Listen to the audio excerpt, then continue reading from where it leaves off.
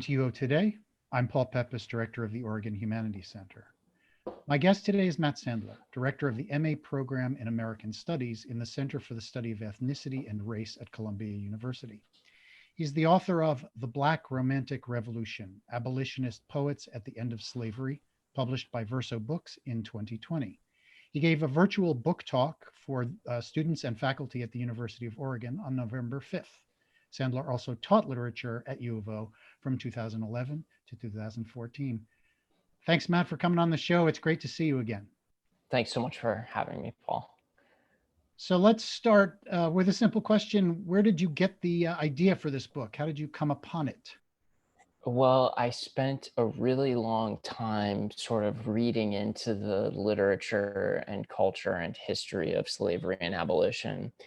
And I wasn't quite sure what I wanted to say. I spent a number of years thinking that this was really a book about Black writers and Edgar Allan Poe. I spent a number of years thinking that this would be a book about the Americas more broadly and Black writers' responses to slavery.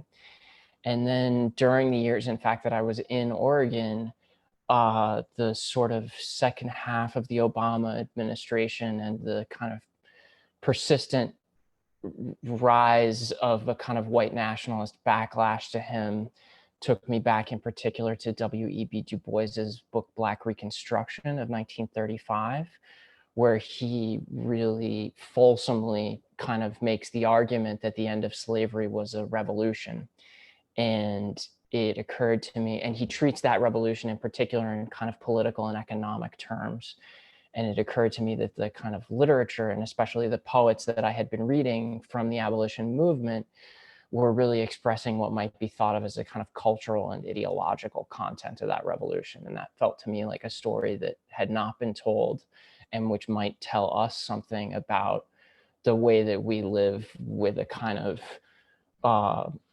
sort of melancholic, a sense of melancholic loss about the possibilities of that revolutionary moment, the way that we're kind of still in a state of arrested development as a result of the kind of conflict around slavery. So that's how it got started. And that's kind of where the argument began. So you just mentioned that you were interested in the cultural and ideological content of this revolution. So let's get to how you got to romanticism, but let's get there let me ask you to give us a quick gloss of the book's title, The Black Romantic Revolution.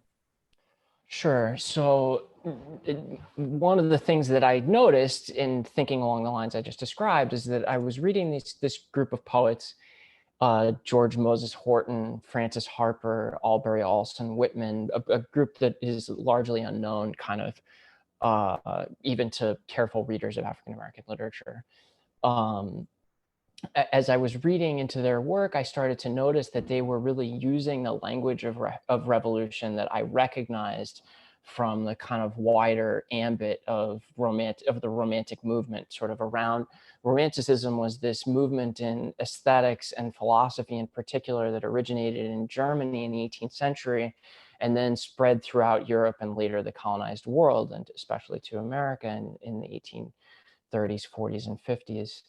And so what I came to think was that this group of Black poets that were working, and their contemporaries and prose writers too, because some of the prose writers do some of the same things. So Frederick Douglass and Martin Delany and Harriet Jacobs, they all kind of are working with romantic tropes as well.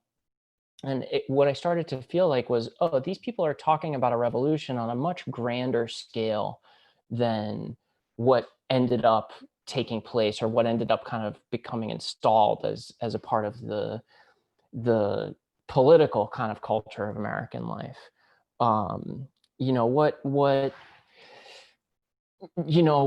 was gained at the end of slavery, and the way that historians in particular have talked about it was that the focus kind of has dilated on voting rights and citizenship for Black people who had previously been excluded from citizenship by slavery. Some historians will say, okay, another possibility that was lost in that moment was a kind of economic redistribution, right? So that the promise of 40 acres and a mule, which people will recognize was never delivered upon, right? Now that's true, and it's an enormous promise that wasn't delivered, as was the promise of citizenship, which we still see the consequences of its kind of incomplete distribution to Black and people of color, even in the present. But what I started to wonder and what I started to notice as I was reading these poets was that like their conception of freedom and their understanding of what emancipation would look like was just much kind of broader and more encompassing than those registers that were simply kind of economic and political. So that they were thinking about sexual violence, which was playing this incredibly important role both in the system of slavery and in the abolition movement protests to it. They were thinking about the role of nature and the land use. They're thinking about slavery and the plantation as a kind of system of land management. And so again, there's a kind of contemporary resonance with the unsolved problem, or what Eric Foner calls the unfinished revolution. So I guess those are the ways. So the romantic piece, one of the other kind of ways that they were thinking in terms of romantic revolution was that they were expressing that revolution in prophetic terms, so that they saw it as this kind of transhistorical and divine, almost divine kind of happenstance or event, right? And I started to think about the ways that we might kind of take those prophetic judgments on their part more seriously, and might wonder about the way those prophecies kind of tell us things about the 21st century. Say a little bit more about this, taking those prophecies more seriously. My sense is that there has been a kind of tendency to downplay the prophetic side of these writers, and you really foreground that. Say a little bit more about that part of the argument. Yeah, I mean, it's I guess it's a moment where I kind of go against I go especially against the way criticism in romanticism in particular has unfolded over the last couple of decades, because it's become increasingly important. It's been seen by critics of romanticism, especially as especially important to kind of like take a step back from prophecy to say, okay, this poet is telling us that he or she is able to scan the landscape and in that moment sort of access the workings of God, right? That they can read the book of nature and understand divine intention, right? And academic critics of romanticism in this secular age have kind of tended to say, okay, maybe we need to back off of that a little bit. You know, what are they really doing? This is actually kind of a trick of language. And actually, this is about kind of the historical context that was secularizing at the end of the 18th, beginning of the 19th century. And I found that while I understand and appreciate those kind of critical gestures as a part of our secular university culture, I thought it also might be interesting and worthwhile in the case of this group of authors who haven't received that kind of academic attention to actually give it a shot, to kind of say, what were these people? Let's just take them on their own terms for just a moment. So that when someone like Frances Harper characterizes the then 19th century United States as a guilty, sin-cursed union that should be shaken to its base by a civil war, but what is that actually? Let's open that one up and think about maybe whether that's true, and what it might mean to kind of to consider the truth of that, or to consider what that might have meant to people, you know. That was a kind of animating gesture of the book, is to just kind of get into that space where that notion of a revolution as a divine judgment is nigh. Like what did that look like and mean for people, and how did that resonate with 19th century audiences? So let's talk a little bit about certain specific parts of the argument. So your first chapter, Hereditary Bondsmen Strike the Blow, suggests that the British romantic poet Lord Byron's influence on these Black poets was especially significant. So can you give us a sense of that influence?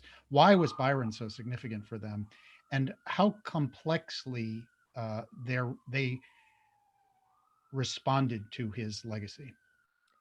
Yeah, so Byron was a massively famous, English poet of the early 19th century who attracted readership all over the world, not just the English speaking world.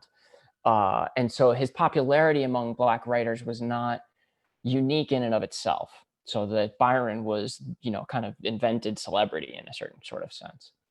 But he held a particular attraction for Black abolitionists, and actually for white abolitionists as well, as this kind of renegade figure, and as someone who travestied especially models of gender performance. So there's this famous line which you quoted from Byron's poem Childe Harold's Pilgrimage, where Byron is he's addressing Eastern European people that are living in servitude. He's speaking in particular about Albanians in the Ottoman Empire. But he's talking about them in the language of slavery. Hereditary bondsmen, know ye not, who would be free themselves would strike the blow, right? And the idea of that line is that slavery can't be ended by people from outside, right? That the enslaved person themselves has to find in somewhere in their interior a kind of desire for freedom, and act that desire for freedom out somehow violently. And the idea of striking the blow takes on this kind of comprehensive sort of metaphorical resonance. In other words, it might mean physically striking a blow, or it could mean, running away, or it could mean publishing a poem. And Byron spoke in this kind of abstracted romantic language about liberation, but he was also a person who spoke towards the kind of changing gender norms of the end of the 18th and 19th century, and who perceived romantic love in these kind of revolutionary terms of liberation, which had become popular at in the moment of the French and American revolutions, and Haitian Revolution too. And so for Black abolitionists in particular, who in the context of a slave system which had become increasingly defined by sexual violence, Byron's protests of freedom in terms of romantic love held this kind of special resonance. So you start to see Byron appear all over the kind of elusive language which abolitionism is using to describe sexual language to a Victorian American culture, which otherwise can't quite talk about it. So that you see Byron show up in books like Harriet Jacobs' Incidents in the Life of a Slave Girl, which is comparatively well known now for its account of the kind of sexual predations of slavery. So Byron had this kind of complex popularity in the abolition movement. Now, then what happens after the Civil War? America becomes that much more kind of Victorian in its impulses, both white and Black America. And Byron's celebrity begins to become much more kind of controversial, let's say. And the great, again, white American abolitionist Harriet Beecher Stowe wrote an entire book about the Byron's kind of crimes against his ex-wife, his adultery. And for African Americans whose citizenship status was under constant pressure from the rise of segregation and Jim Crow, what's been called the politics of respectability, right? So the idea that Black people need to kind of culturally behave according to the norms of middle-class Victorianisms in order to perform that they deserve citizenship. Byron becomes all of a sudden this very dangerous person to express interest in, affection for, affiliation for. So as Byron, as the radicalism of the abolition movement is kind of disavowed at the end of the 19th century, so too is a kind of Black Byronic poetry. But there are all these ways actually in which you can kind of see it into the 20th century as well. So that I think of blues musicians as having a kind of Byronic character as well. So you mentioned in that response the vexed issues of gender for these poets. So let's talk about the fourth chapter, The Uprising of Women. which studies how Frances Ellen Watkins Harper, the poet of the poets that you read, who I think is the most familiar to contemporary readers, All right. used her verse and voice to oppose sexual objectification and economic exploitation.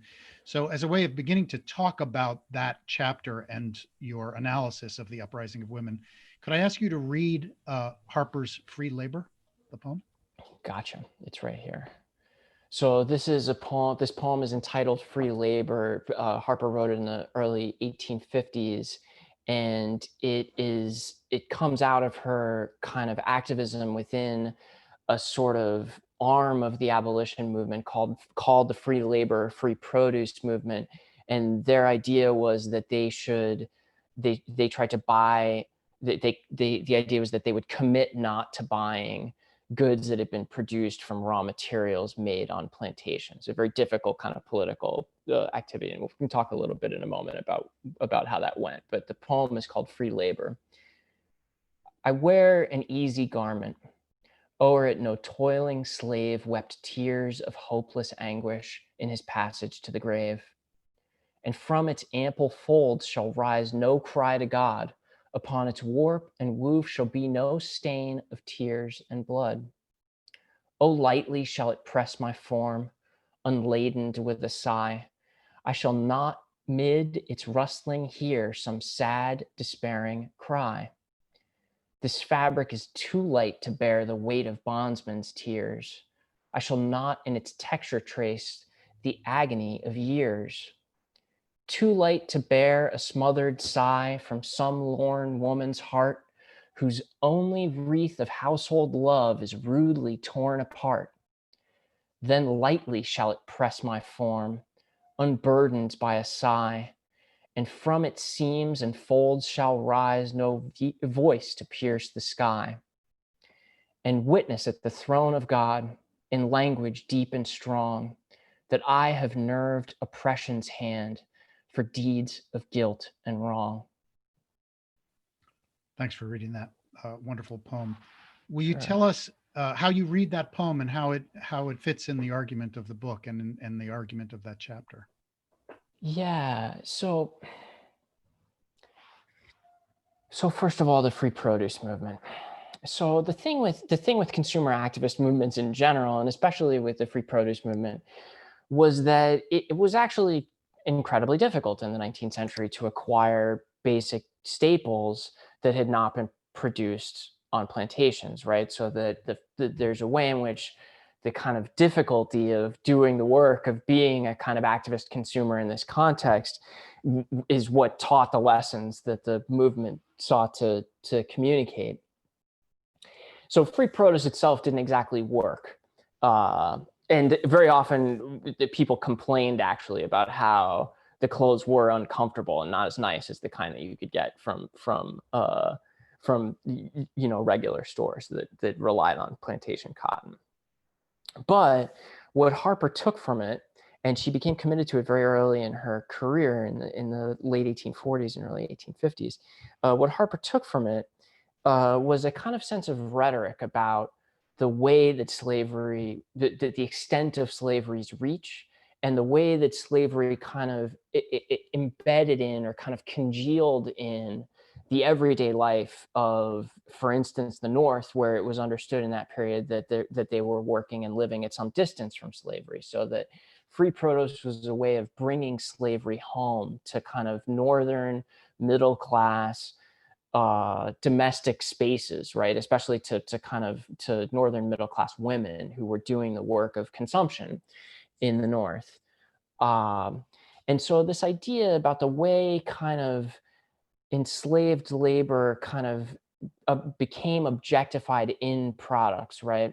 And the way that women were kind of involved in this process of objectification ineluctably, right? So that the domestic space, this 19th century Victorian domestic space, which was invested rhetorically with all of this kind of spiritual and political energy, right? So 19th century Americans all, the doctrine of the spheres, kind of the idea was that like middle-class homes were responsible for producing good citizens, like good mothers and good cooking, and the you know, the kind of virtues of the hearth, that those were where citizens were made. And so when Harper kind of brings home into these kind of implicitly and politically feminine spaces the kind of violence of slavery, there's a kind of rhetorical power in that, which I suggest kind of mobilizes her work, not only as an abolitionist, but also through the Reconstruction and afterwards.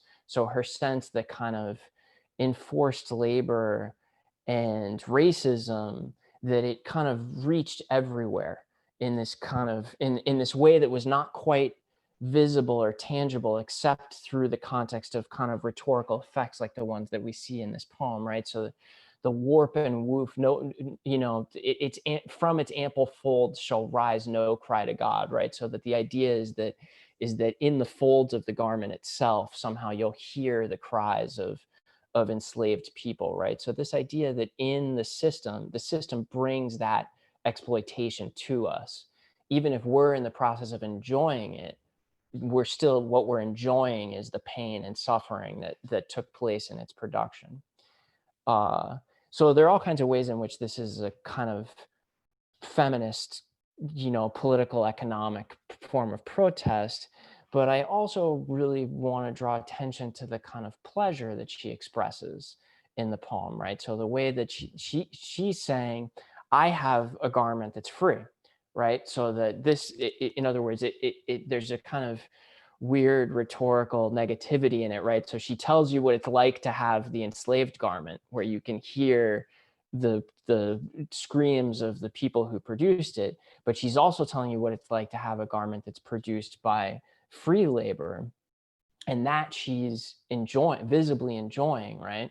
So you also have to think about the kind of the risks and also the excitement of a Black woman in public articulating her experience of pleasure in a kind of middle class, like fashion, right? She's talking about how she enjoys fashion, you know? So there's both a kind of erotics in that, and also a kind of, again, like middle class kind of consumption in it. So it's a very complicated poem, and one that's again incredibly kind of prophetic or contemporary, in the sense that, look, it's a consumer activist movement, right? She's thinking about consumption practices and the way that consumption practices can like mobilize us politically in ways that are different from, say, voting or, you know, protesting, or, you know, these other things which we more kind of conventionally associate with expressions of political desire. So yeah, it's a very complex poem, and one I have a great deal of affection for. Fascinating. So let's talk about the fifth chapter, Freedom Sure. is an Empty Name. And that chapter talks about how Aubrey Olson Whitman imagined a collaborative Black and Native resistance. So will you tell us about that argument? Yeah. So Aubrey Olson Whitman, way less well-known figure in the book than Frances Harper.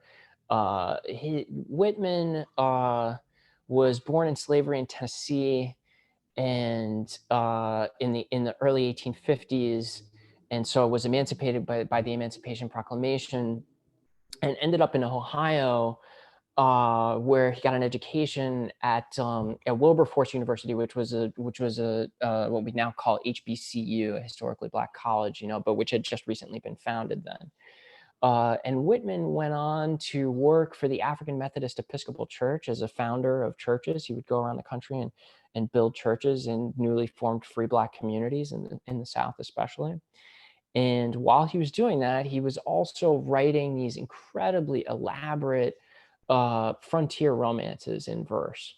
So that he would write these stories of the frontier, and the characters were these narratives of the big ones always focus on Black and Indigenous characters, so that he's working kind of in the form of like a James Fenimore Cooper sort of story of these dramatic exploits on the borderlands, you know, and you know, beyond Fenimore Cooper to Walter Scott, right? So that he's thinking about these kind of like, he's writing in the 1870s and 1880s, so he's looking back to this moment which is kind of now ended, right? And the primary the big stories that he tells are of border wars that took place sort of 50 years prior to the end of the Reconstruction. So he's writing about the 1820s and 1830s, about border wars in the northern Midwest, kind of Indiana, Michigan, and in Florida. So against the Seminoles in Florida, the U.S. and the Seminoles in Florida, and then the U.S. and the Sauk people in the northern Midwest. And in particular, in like Walter Scott and like Fenimore Cooper, these real historical figures show up. So Osceola plays a role in the book he wrote about Florida, and Black Hawk plays a role in the book he wrote about the Sauk people in the northern Midwest. And these are incredibly dramatic, kind of like outrageously kind of dramatized stories of kind of frontier exploits, and they're always predicated or built around what were called captivity narratives. So that there would be there would be a community of indigenous people who were encroached upon by these evil colonials, and then a kidnapping takes place. And there's, usually a woman of color is somehow in jeopardy, and there's really kind of multiple forms of captivity, right? So there's native captivity and slavery kind of made visible on at the same time. And through the kind of drama of these, actually in a way very kind of, it's an old form at that point. In the 1870s and 1880s, the frontier romance was already, almost a century old as a form. But Whitman is able to kind of use it to tell a kind of anti-racist and anti-colonial, and in a way kind of anti-capitalist story about the encroachments of US empire, basically.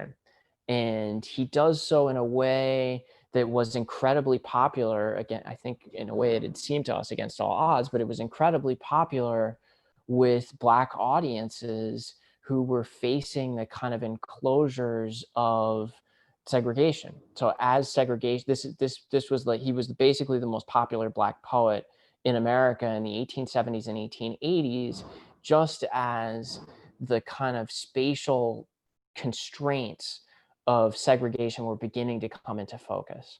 This is how like Whitman somehow treats that moment by kind of, time warping his audience back to these frontier wars of the early 19th century and thinking about what did it look like, what did it look like when people were fighting over supposedly unspoiled forest, and what are the ways that those predicaments and the kind of violence of those moments, both sexual and otherwise, what does that tell us, and what does that activate in Black audiences who are thinking in protest of a kind of encroaching Jim Crow that had not yet fully come into focus, but which was very much on its way to defining kind of American life at the end of the 19th century. Another completely fascinating argument. So we're coming to the end of our time. Let me ask you about the conclusion to the volume. I could keep going forever. I know you could. So the conclusion is, the title of the conclusion is Dreams and Nightmares, which is a quotation from the contemporary rapper Meek Mill, and it extends the purview of your argument into our moment. So why is the work of the Black Romantic poets especially resonant today? Yeah, it's a complicated question, and it's especially complicated because this work, the body of poetry which forms the core of the book's focus, is not widely read. So I didn't discover it. It has been, it's been listed in kind of bibliographies and concordances, and sometimes included in anthologies of African American poetry, so that these poets were known, but largely kind of ignored by scholarship, right, and not especially widely circulated. And so it's not as though you could say that sort of people have been reading Albury, Olson, Whitman all these years, and then, using his inspiration to kind of produce more contemporary forms of Black culture. That would be inaccurate. But it's been there, and it happened. so that the legacy of this kind of cultural abolition, this Black romanticism, has been kind of latent, I suggest, in wider kind of scopes of Black cultural practice into the 20th and now 21st century. And so, Hortense Spillers has a very useful phrase for talking about this. She says that anybody who studies Black culture has to think about its historical discontinuities. And so that this work is in some ways forgotten, but somehow kind of, like Ralph Ellison said, kind of broadcast to us on the lower frequencies, that requires some kind of rhetorical, agility to get it across. Now, that said, like I think I've already mentioned as we've been talking, there are all these ways that the problems described by these poets still haunt us today. And the kind of forms of cultural response which these poets articulate likewise have kind of continued to be a part of Black cultural practice, even if Harper and Horton and Whitman and Simpson don't quite kind of show up don't get celebrated, they don't get celebrated in the same way that, say, Frederick Douglass has. But if you think about, so the poem that I just read, Free Labor, right, it's a ballad. And so the use of kind of very traditional forms of song as a kind of vehicle for forms of political protest and political aesthetic practice that might not otherwise find expression, like that is characteristic of Black culture from its beginnings, right? And so there are all these ways that form of that mode of kind of aesthetic and political practice have been with us and have stayed as a part of the culture, even if they haven't quite been recognized sort of academically or intellectually as such. And then once you say that, then you can start to kind of look and peek around, right? So that, like, if you think about in the conclusion of the book, I do some pinpointing of these moments, but like if you think about the crossroads myth, right? So the idea that Robert Johnson met the devil at the crossroads in Clarksdale, Mississippi, and sold his soul in exchange for this extraordinary talent on the guitar.